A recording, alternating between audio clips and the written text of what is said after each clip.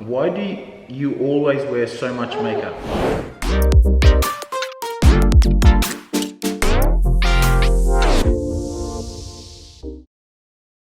Hi guys, welcome back to our channel. Today we're going to be doing a Q&A. Yes, aren't we, Ethan? We put a question out on social media to see what you guys wanted us to do, and it seems that Q&A, the response we got was Q&A, so that seems to be popular. So we thought, why not do it? We picked the good ones, and I guess the more interesting ones that I guess people would like to know about us, not only as individuals, but as a family. So, and the most popular questions that people kept asking us. Yeah, the most popular question, yeah, that too. So, yeah, so let's get right into it, I think. Okay. First question. So, Kim, I'll go you first. Okay. Oh, here we go. This is one that kept coming through a lot. Before Ethan was born, what were you doing for work? Okay, so a lot of people, I think that I absolutely did nothing for many years and that I just traveled with you. But in fact, I was working the whole time. So from the moment we met, I was doing fashion design in Sydney. And then when I left my job there to travel with NEMS, I continued to do fashion design. And I just did freelance fashion work for the companies that I was with while I was living in Sydney. And then I decided to open up my own online store, and I had that business for about 4 or 5 years. And about a year and a half ago, NEMS and I decided it'd be best to make time to have a baby and to sell up. So we sold that business, and yeah, we had a baby. So I hope that answers your question. Okay, here's one. How long have you guys been together? So we were 2010. We've been together, but we've had a few. We've had a lot of downs and some ups. But yeah, I think better part of 2010. We had a few breaks in between. I was a bit naive and stupid and a bit young, so yeah, but thankfully we worked through it all, and we're here today. So we've been together what, 10 years? You could say that, yeah, 10 years. About 10 years. If you don't mind us out any of the if you don't mind the breaks, but we did have a few breaks as a couple. But who's got a perfect relationship? Yeah. So, but I'm thankful that we've worked through it, and I've obviously grown up a lot, and she's been very supportive of me. So yeah, I hope that answers that question. Glad we got that out of the way. I think everyone wanted to know that one. What's the plans for life after rugby? You can answer this one. Yeah, so as you all know, rugby doesn't last long. We live a fortunate life. We're blessed to be doing something we love doing, and yeah, like I said, it doesn't last forever. I've been playing now for 11, 12 years now as a professional rugby player. In that time I've come across a lot of good people. You meet a lot of people, do a lot of networking. So to answer your question, I have a few things already happening for us at the moment.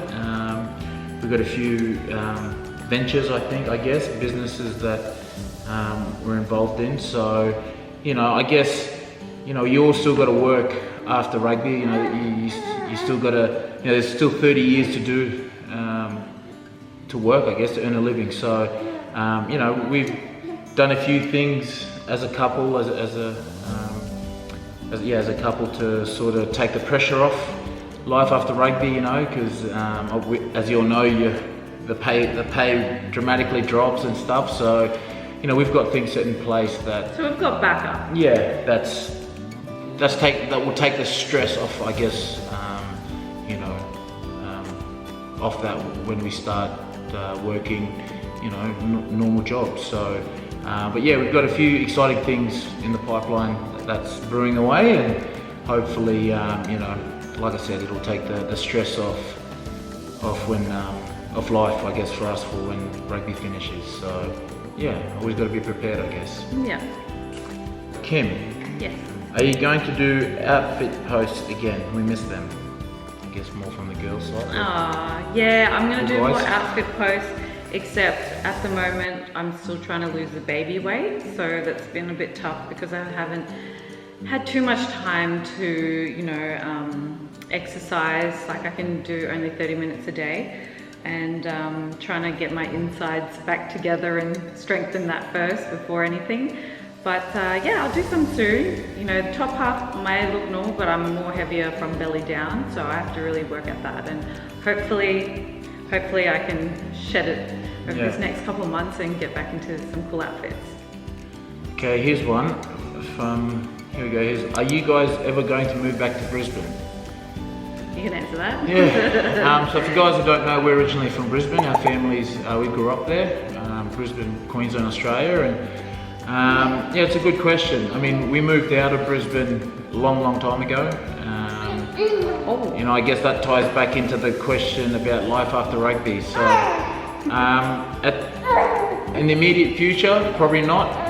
We've got a few things planned out, but you know, home will always be home. Oh, you want to go to Brisbane? Yeah, I think he wants to go and see his grandmother or his family, I guess. But yeah, no, we've got, like I said, you know, we'll always end up in Brisbane, but for the immediate future, probably not. You know, we've got a few things that we have planned that we want to do, so which will keep you in the loop anyway. So yeah, not yet, not going back to Brisbane. There's so much we want to do, I guess, as a family, and you know, out of rugby. So yeah. Okay, so next one, being in the spotlight, Nance. Yeah. How do you handle criticism or negative comments when you or your team isn't performing? Yeah, that's a good question.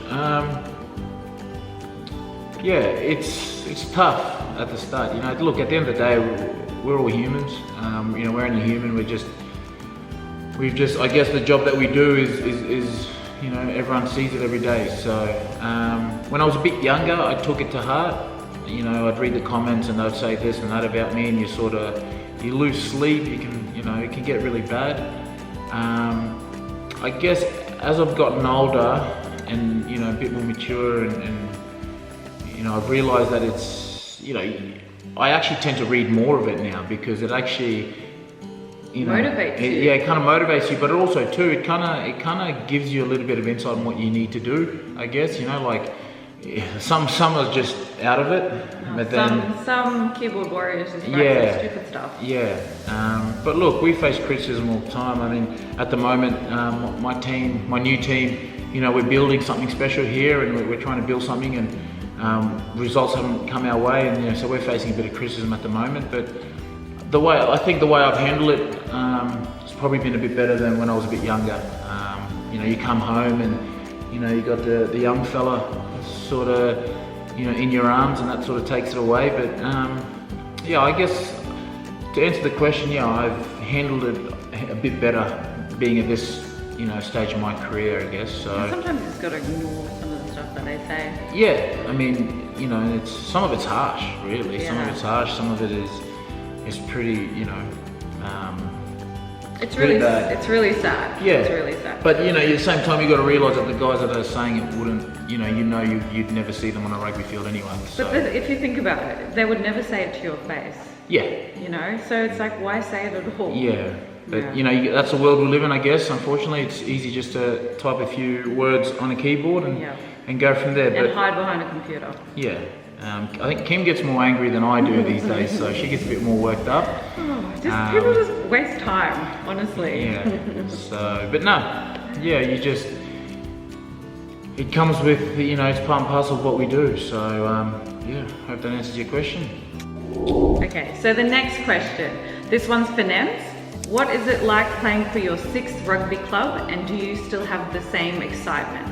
Yeah, no, it's really exciting, especially playing for a club. Is it really exciting? That's rich in history. Well, the training part, the pre-season isn't, which is like fitness, what you do to prepare for the season. But no, I mean, it's all, yeah, like it's always exciting, and it's a great opportunity for me to, you know, like this is my 6th club, so you know, I've played for some good clubs over the years, and yeah, just to be playing for this one. What's more exciting is that I'm a bit older now, got a bit more experience, and I can sort of help out the young guys coming through the ranks. And yeah, you like doing that. Yeah. So no, excitement's still the same, motivation's still there. I guess otherwise I wouldn't be doing it. So. All right. Okay. So here we go. Here's one. Why do you always wear so much makeup? Well, Well, no, I have two reasons. So one is because I love makeup, I love getting glammed up, and because I was in the fashion industry and I do fashion blogging, so it's kind of part of what I do. Really, yeah. And the second main reason is because when I was younger, I had really bad skin, like I had really bad acne. Yeah, see, he understands. And I became really insecure from it, and I got a complex from it. Like, people used to say little comments that used to really be hurtful, but I think it was funny, so I just laughed it off. But deep down inside, it really got to me. So yeah, so that's carried through all the way through till now. Even though I've done everything to make my skin look great now, but I still have that.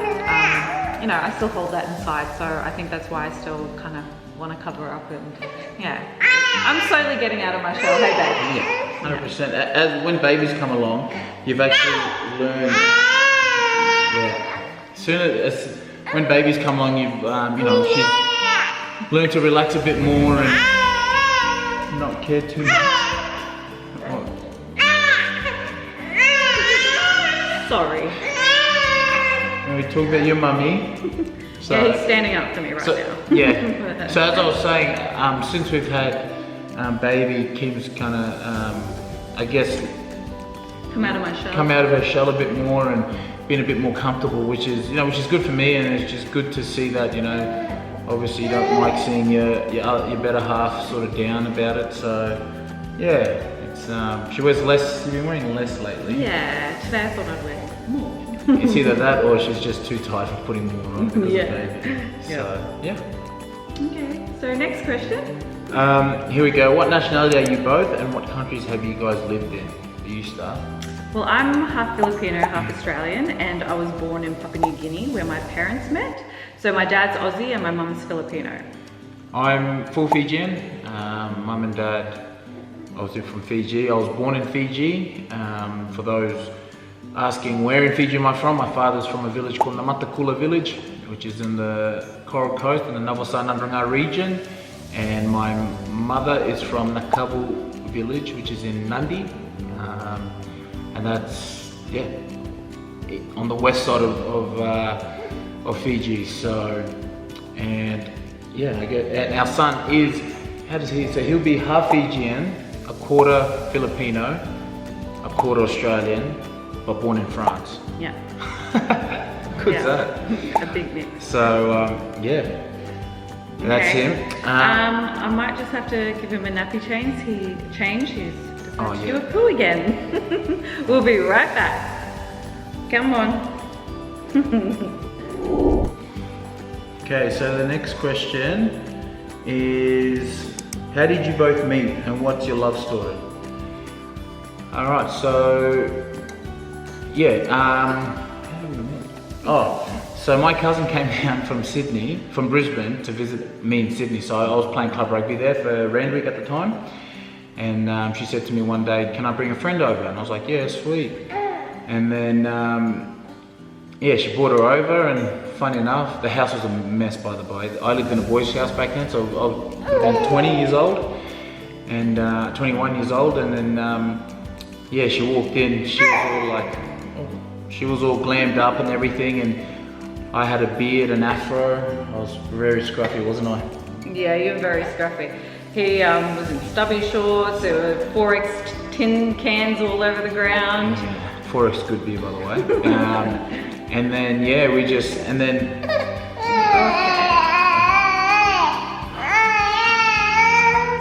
Okay. Yeah, that means he's...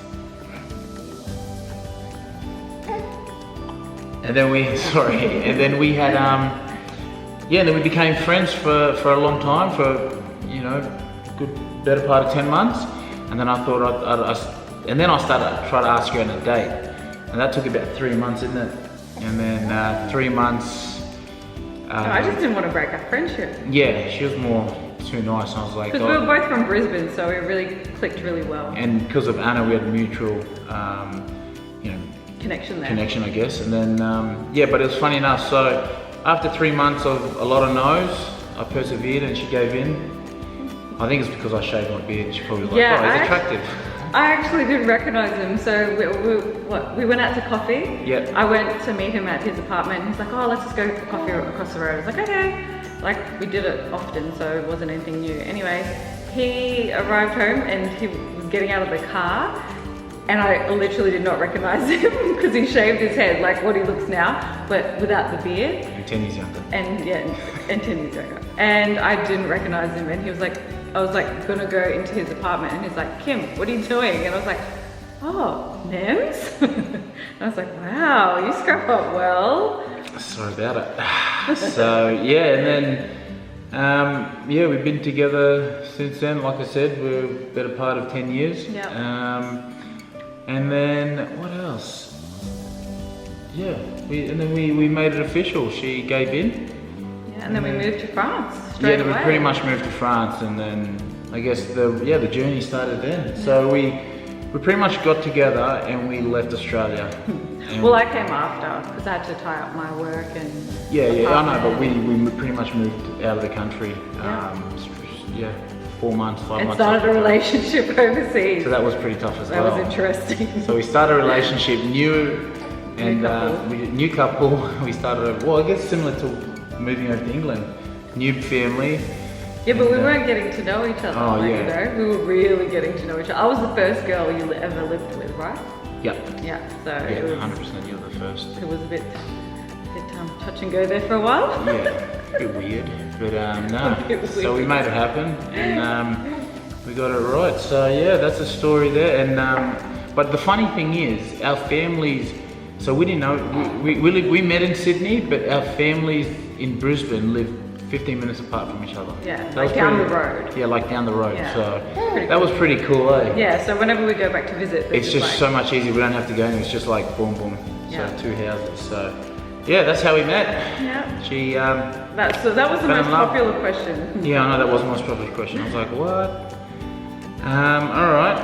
So one more? No, there's 2 more, I think. Oh. So this one's for you. Oh no, it's for both of us really. What's Nos doing, and what is it like having him around?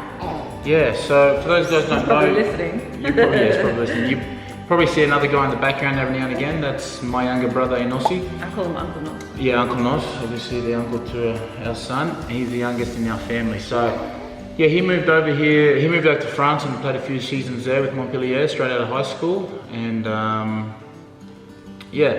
And then finished up there, and then he was going to go home, and you know, I said to him, when you come to England, with everything that's going on with COVID, we thought, you know, why not come over and chill out here for a bit, so, you know, and until you go home. And yeah, it's great to just spend some time with Nos. I think when I left Australia, he was would have been 10 years old, 8 years old, so I really didn't get a chance to, you know, grow up with him, I guess, or watch him grow. It was always through photos and videos and stuff. So, and the odd time I was in Australia to visit him. So, you know, to spend these last few years with him here has been pretty cool. You know, I've got to, I guess, get to know him and you know, be the older brother, I guess, try and just nurture him, I guess, as well, and, you know, just pass on some advice. But no, it's good to have him around. So, you know, and he's the only family we have here at the moment. So when baby was born and we were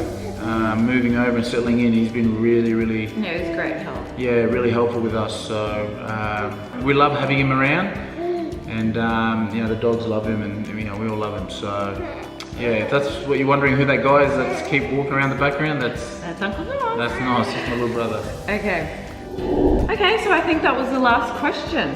And yeah, we hope we answered all your questions, and feel free, if you have any more questions, write it in the comments below. And we hope you enjoyed this video. So until next time, bye for now. Say bye, baby. I don't care.